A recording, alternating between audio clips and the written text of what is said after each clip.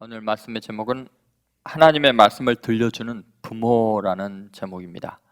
지금 사무엘은 하나님의 음성을 들었습니다. 그리고 그 하나님의 음성은 이스라엘 백성들에게 가장 중요한 하나님의 한 일을 행하겠다. 이것은 복과 영원한 저주, 그 둘 중에 어떤 것을 선택할 것이냐라는 중요한 문제이기 때문에 사무엘에게 준 첫 번째 계시였습니다.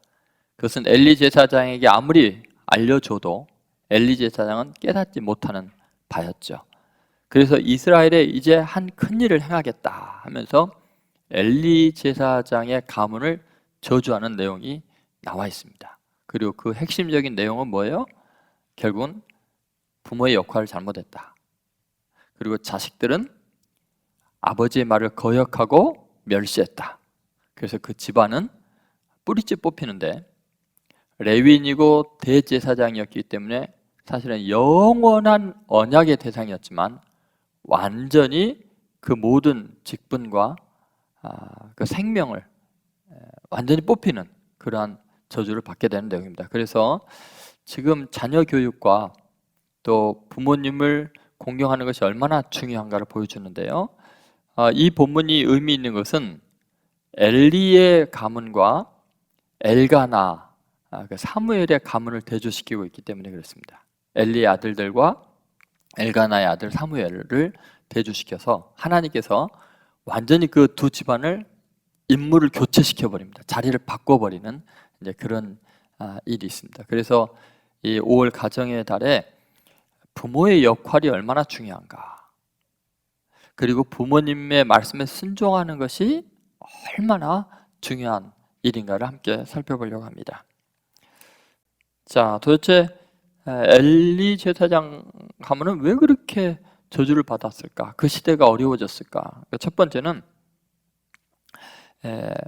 자녀들로 하여금 하나님을 알지 못하는 자들로 키웠습니다. 그래서 가장 중요한 게 뭐냐? 첫 번째, 자녀로 하나님을 알게 하는 부모가 되어야 복을 받습니다. 여러분 12절을 보시면 이렇게 나옵니다. 엘리의 아들들은 행실이 나빠. 그 다음 뭐요?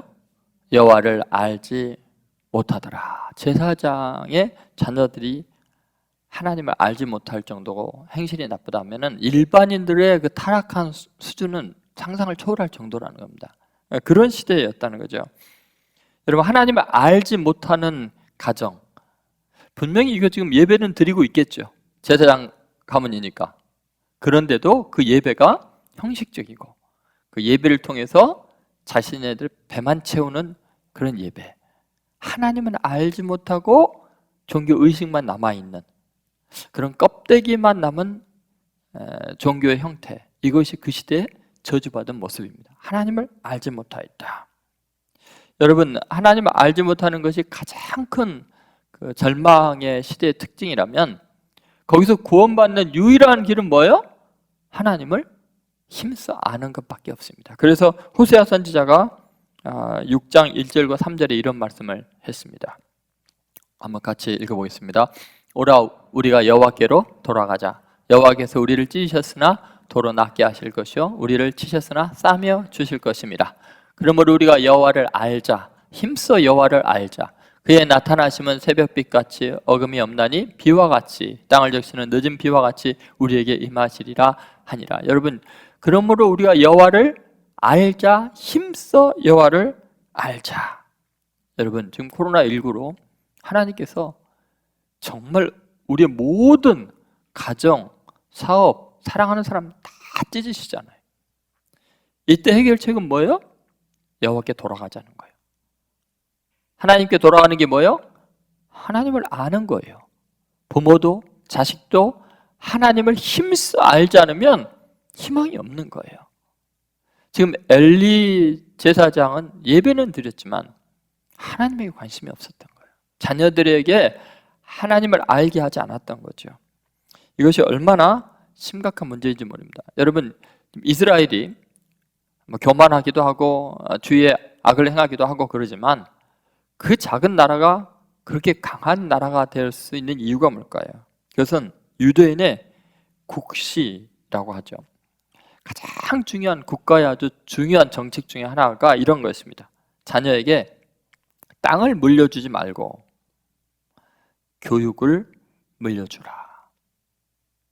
여러분, 땅이 없이 2000년이 넘게 유리방황하던 그 민족이 얼마든지 역사의 가장 위대한 민족이 될 수 있는 것은 기적입니다.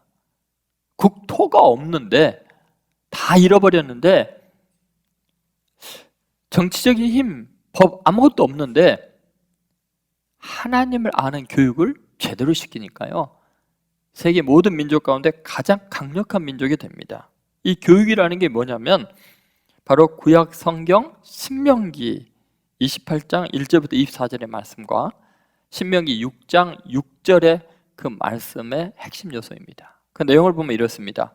오늘날 내가 내게 명하는 이 말씀을 너는 마음에 새기고, 이렇게 이야기합니다. 그것을 부지런히 자녀들에게 가르치라. 들어가는 문 설주 임방에 다 붙이고 이마에도 붙이고 손목에도 메고 하나님을 알게 하라는 거예요. 여러분, 그것이 가장 비참한 나라가 가장 위대한 나라가 되는 비결이었습니다. 여러분, 자녀가 태어나서 제일 먼저 받은 교육이 아버지로부터, 유대인들은 진실 교육을 받습니다. 하나님 앞에 정직해야 된다. 그리고 어머니로부터 신앙 교육을 받습니다.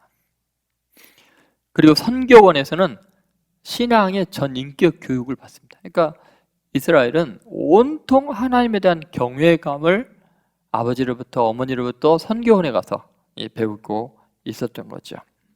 여러분, 이것이 하나님을 알게 하는 교육이 절망적인 시대를 희망의 시대로, 가장 미약한, 세계에서 가장 약한 종족을 가장 위대한 민족으로 바꾸는 하나님의 방법입니다.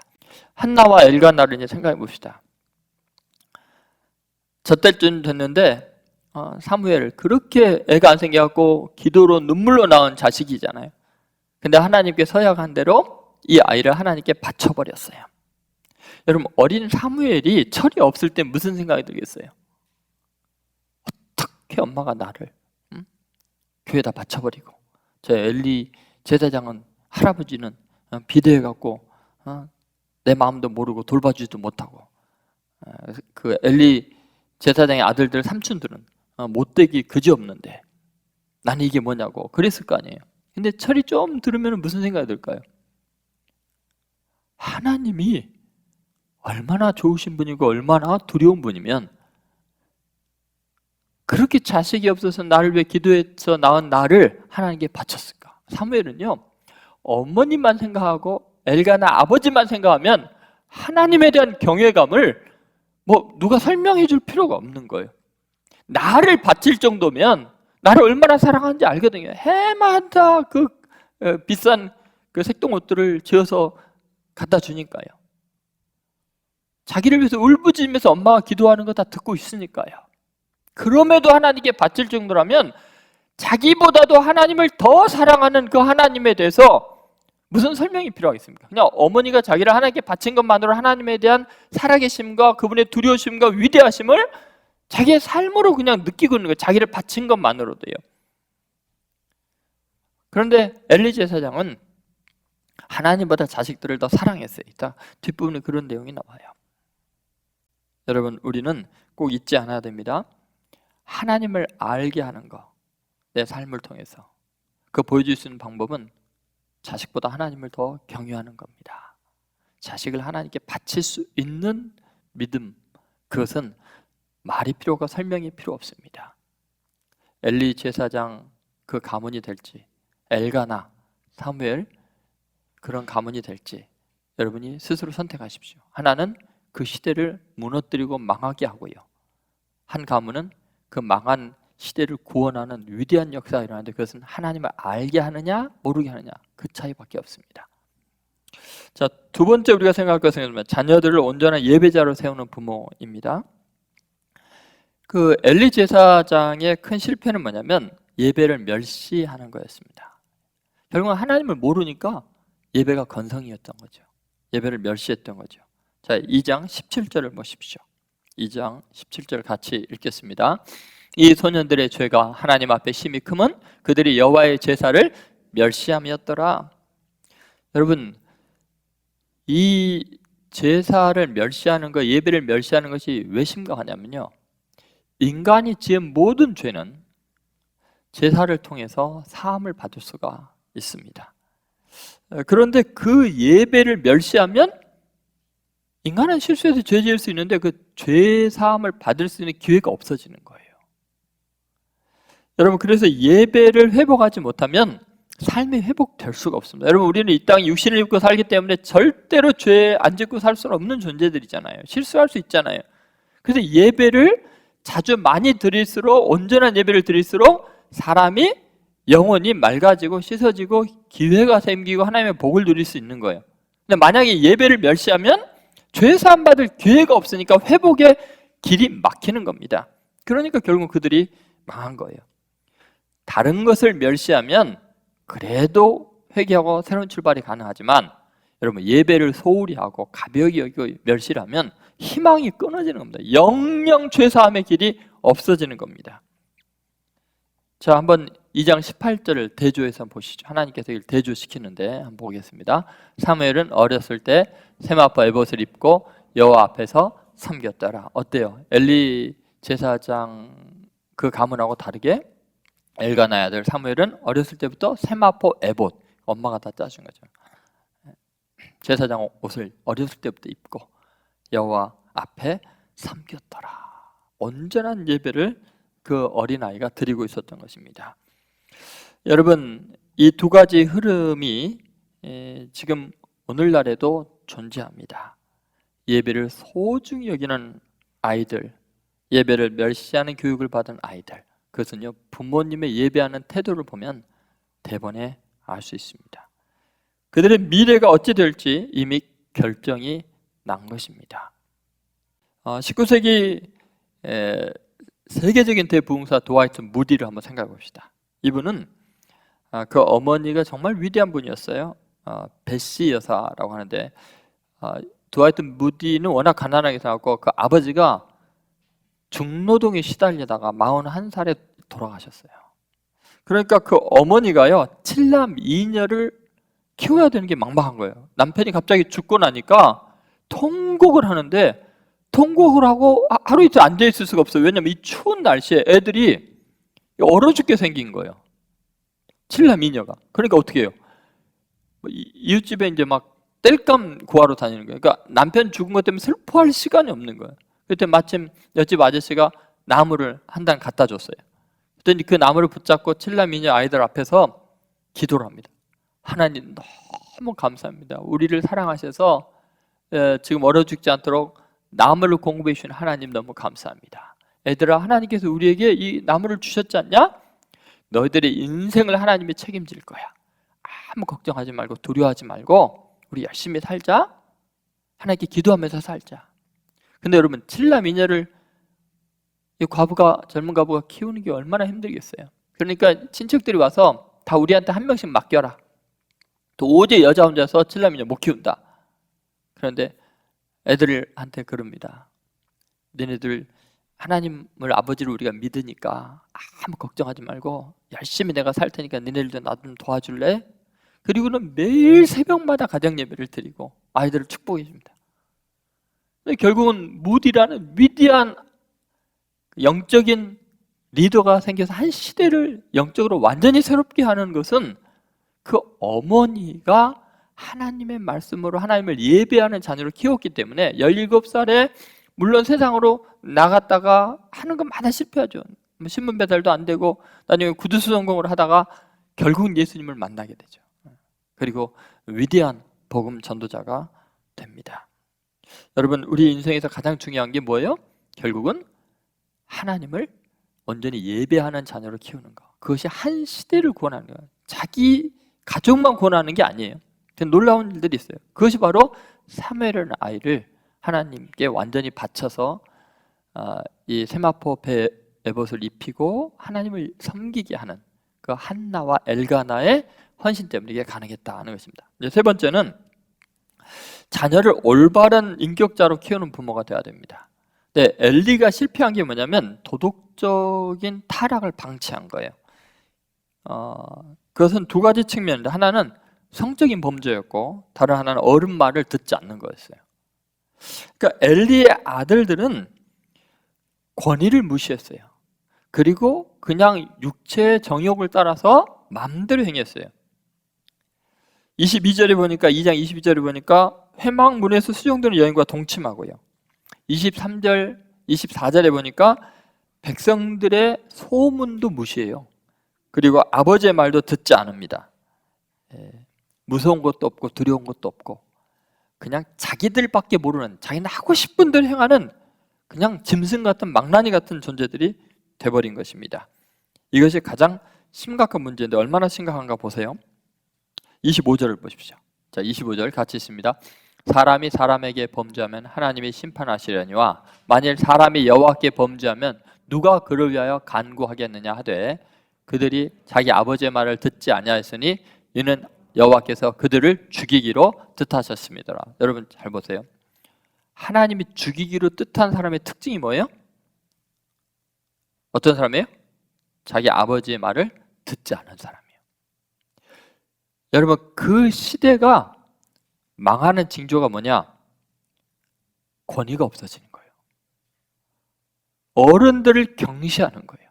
존경함을 잃어버리면 하나님이 그 시대를 멸망시키기로 작정한 거예요. 그것은 자기 부모에 대한 공경하는 마음이 사회적으로 나타날 때 그렇게 되는 거예요. 부모를 공경하지 않는데 어떻게 어른을 공경하겠어요? 여러분, 자녀들이 윤리적이고 도덕적인 인물이 되는 게 가장 기본적인 것은 부모의 말을 공경할 줄 알아야 돼요. 근데 여러분, 이게 뭐가 문제냐면, 자, 뭐 40대, 50대 뭐 이 정도까지는 사람이 그나마 괜찮아요. 그런데 나이가 들어가면요, 하나님께서 그렇게 만들어놨어요. 죽기 전에는 기억력이 자꾸 없어지기도 하거니와 성격과 기질이 바뀌어요. 나이가 들면 애 같다고 그러는데 그 말이 진짜 사실이에요. 왜냐하면 뇌 촬영을 해보면 나이가 많이 들수록 뇌세포가 하얗게 되어요. 완전히 그 석화된다 그래요. 의사 선생님들이 그거는 뭐 이제 진찰해서 뭐 촬영을 해서 보여주시는 거예요. 그러니까 어른 나이가 들면은 성격이 바뀌어요. 왜냐하면 그 전까지는 교육과 교양과 이런 걸 통해서 컨트롤이 됐는데 나이가 들면서 뇌가 석화되면서 이게 컨트롤이 안 돼요. 인간의 내면 속에 있는 이기심과 짐승 같은 모습들과 공격성과 추한 모습들이 나이가 들수록 드러날 수밖에 없는 것이 우리 인간들의 모습이에요. 그래서 나이가 들면 애 같아져요. 그렇기 때문에 부모를 공경한다는 것이 어려운 거예요. 왜냐하면 나보다 판단력도 흐리시고 기억력도 없고 성격도 컨트롤이 안 되는 분을 어머니이고 사회 어른이라는 이유만으로 여전히 공경한다는 게 쉬운 일이겠냐고요. 그런데 성경은 그래서 뭐라 그래요? 내 부모를 공경하라. 이는 내가 땅에서 장수하고 복받은 길이다. 십계명에 인간에 대한 첫 계명을 그걸 한 이유가 뭐겠어요?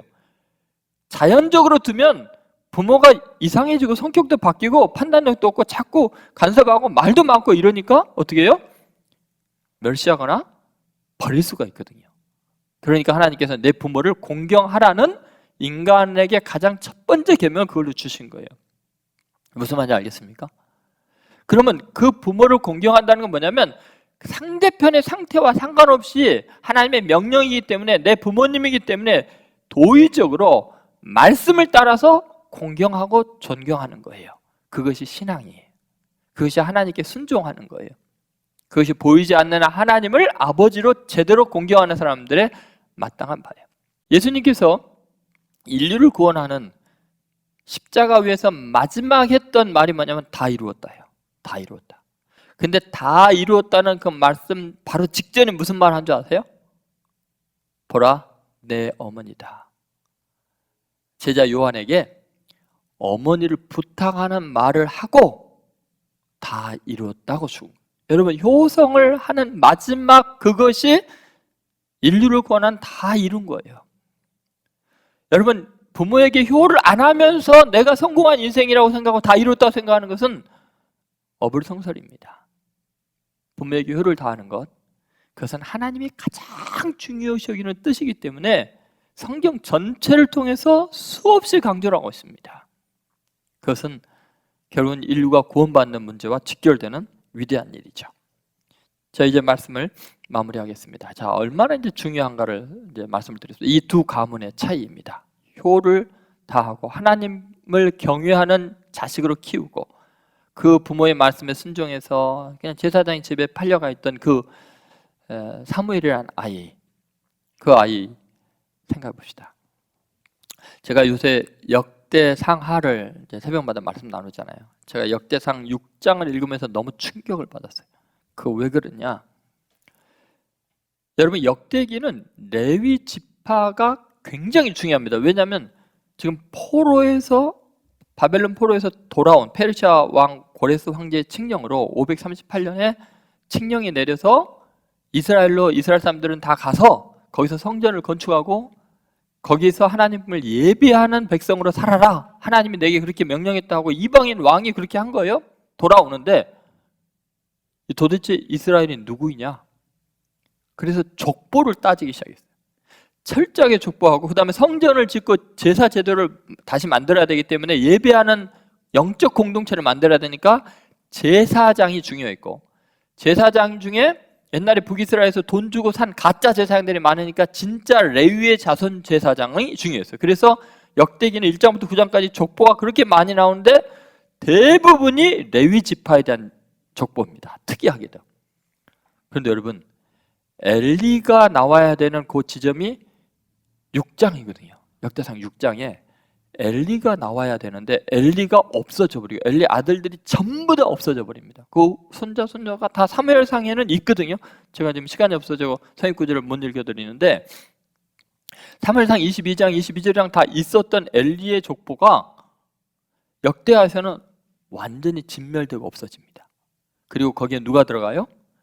레위 지파가 아닌 에브라임 지파의 엘가나가 난데없이 들어가고, 엘가나 이름이 6장에 내내 여러 번 나오고 그 나온 이유가 뭐냐면 사무엘을 등장시키기 위해서예요. 사무엘이 에브라임 지파의 후손인데 성전에 바쳐져서 엘리 제사장처럼 하나님의 일을 하는 제사장 역할, 사사 역할, 선지자 역할을 다 감당하게 되죠. 그리고 그 사무엘의 자손들이 나오는데 사무엘의 손자가 헤만이에요. 헤만은 다윗 왕 때에 영적인 모든 예배를 인도하는 중심이었고, 헤만 옆에 아삽과 에단이라고 레위 자손의 세 갈래가 다 한 명씩 예배를 전체를 집례하는데 그 중에 가운데 있어가지고요, 하나님의 감사하는 말씀을 선포하는 영적인 지도자가 헤만인데 누구예요? 엘가나의 증손이에요.